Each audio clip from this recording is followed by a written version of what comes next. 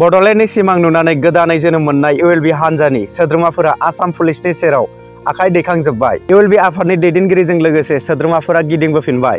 खौरां मोननाय बायदिब्ला ULBनि सा 12 सोद्रोमाफोरा उदालगुरि जिल्लानि डिमाकुसि पुलिस थानायाव गावसोरखौ गथायफैयो। पुलिसा फोरमायनाय बायदिब्ला सा 12 सोद्रोमाफोरा थरसे बेफ्रुग्रा ग्रेनेडजों गावसोरखौ गथायफैयो। नैबे सावगारियाव नुनाय आइजो आरो गथ'साया गोमानानै दं। बे आइजोनि मुङा कबिता ब्रह्म आरो गथ'सानि मुङा रनजिता ब्रह्म।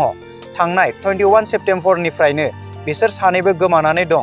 फोरमायहरनाय बायदिब्ला बै दानखालि न'आव आलासि जानो होनना फिसायनि न'निफ्राय फुंनि 5:30 रिंगायाव न'निफ्राय ओंखारलांदोंमोन।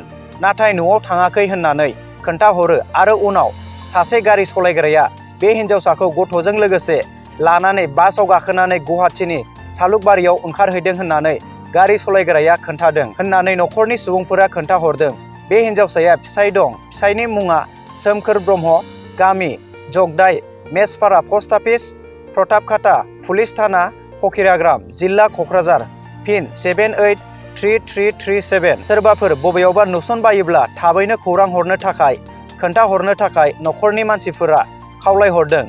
न'खरनि मबाइल नाम्बार 8638717701। दिनैनि थाखाय भिडिअआ एसेनोसै। नोंथांमोना भिडिअखौ मोजां मोनदोंबा अन्नानै लाइक आरो शेयार खालामलांदो आरो नोंथांमोना चेनेलाव गोदानबा चेनेलखौ साबस्क्राइब खालाम, लोगोसे बेल आइकनखौबो थुना हो जाहाथे नोंथांमोननिसिम नटिफिकेसन मोनहैयो। नोंथांमोननिसिम जोबोद जोबोद गोजोननाय थाबाय।